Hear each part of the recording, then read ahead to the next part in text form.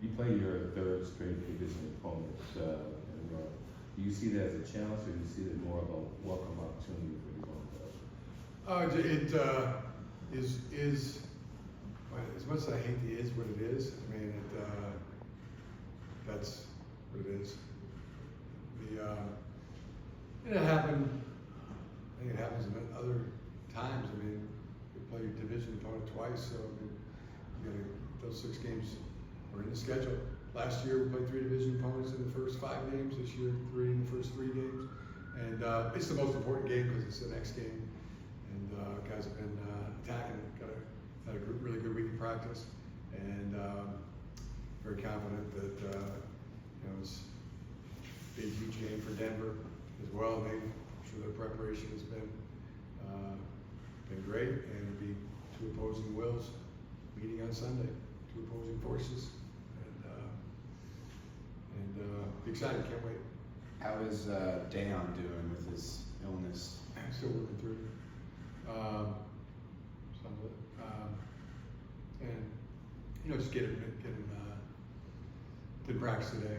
So I'm ready for Sunday. Any feeling on if he's going to be able to go, or more closer to game time for you? Questionable.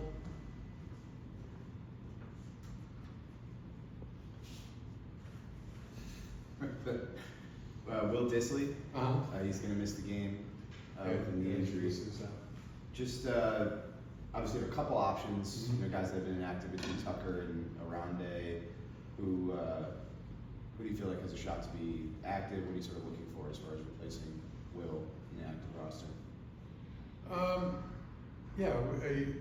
Capable guys. Gotta wait till game time to show what our plans are. But next man. Kind of adding on to that, Elijah on Sunday. What do you like about the way Tony played, and how much just his veteran presence helps the room? What do I like about Tony? There's a long list. I think it starts with he's always in the right place. He just seems to always be in the right place. And I also love that we're doing special teams. We're doing punt, return, and he's the scout team personal protector. He just does whatever is needed. He's always up to speed. He's on the opportunity, squad one game, and the next game, third play of the game, he's making a tackle, and then he's in the right place again. He makes a spectacular interception. Just what do you attribute that? Study, smart, experienced, but just willing to do anything and everything. And he's a great leader.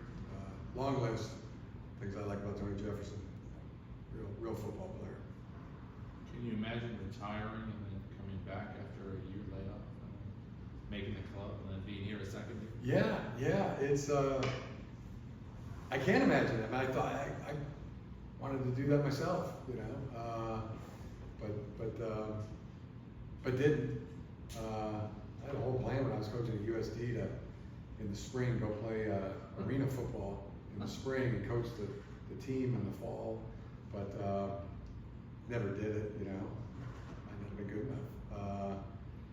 But Tony's done it. I mean, it's not like he's back in the arena league. He's in the NFL. Making huge plays. He's a football player. Highest compliment you can give somebody. Did you ever pursue that in earnest, like the arena stuff? No, just like thought. actually I called the LA team at the time, and it just didn't go very far.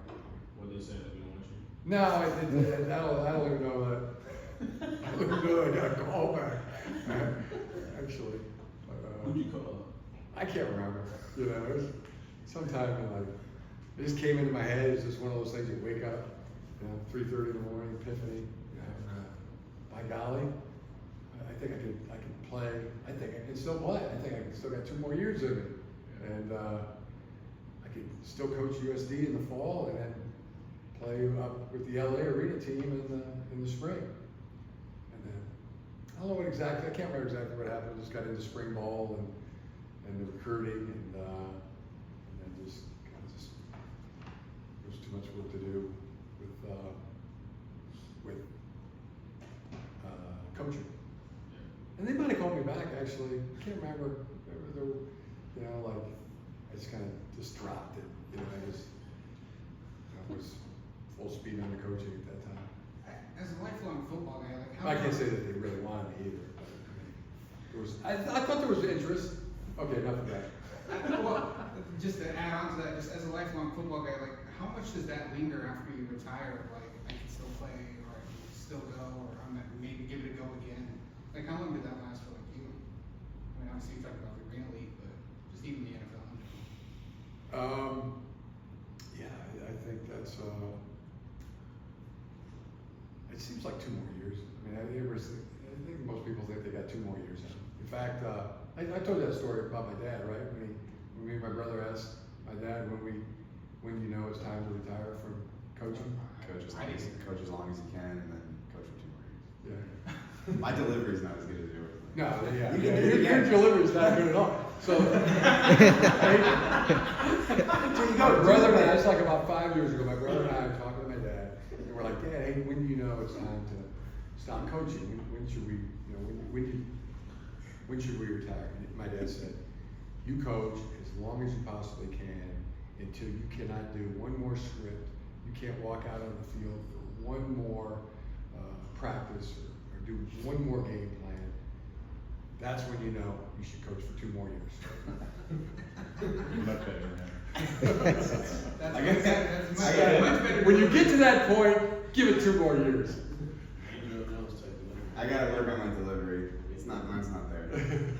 You've been workshopping that one for a while though. Actually, my delivery wasn't near as good as my dad's. Oh, yeah. On that. You mentioned a It bunch was a of great times- piece of advice. Yeah. You've mentioned a bunch of times since we first met that you wake up at 3:30 in the morning with like your best ideas. Not every morning, But so some mornings. Sometimes, yeah. How long has that been happening to you where you just wake up early in the morning with some sort of Epiphany? yeah. Pretty much a long time. I mean, and probably some of the best ones. Like you just wake up, and I find myself I must be sleeping on my back. Wake up, looking straight at the ceiling, and it hits you. I go, and that's all you can think about for like the next couple hours. Even when you were in like your playing days, you'd be like, or is that more of like after you retire? Yeah, I more when I was coaching. Yeah. Yeah. I think when I was playing, maybe it was just you've done so much work, you know, practice physically. Just, you know, I slept more through the night. Yeah. As a player. You I had a few. to ask when you were talking about USD, you had a reunion a few. Yeah. How did that go? Great. What was it like to see everybody? It was spectacular, and to see the families, you know, players that you coach that have 2 or 3 youngsters, and they look great, and it's like see what our guys are doing now, what kind of men they've grown into, just spectacular. And it was like yesterday, you know,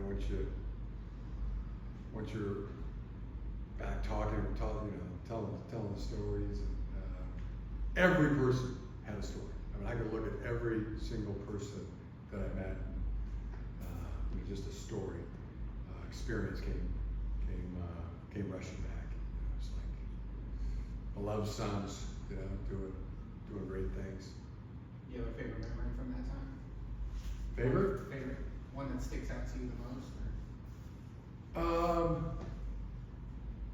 Running that hill. So many. Yeah, that was probably that was a good one. You know, running the hill.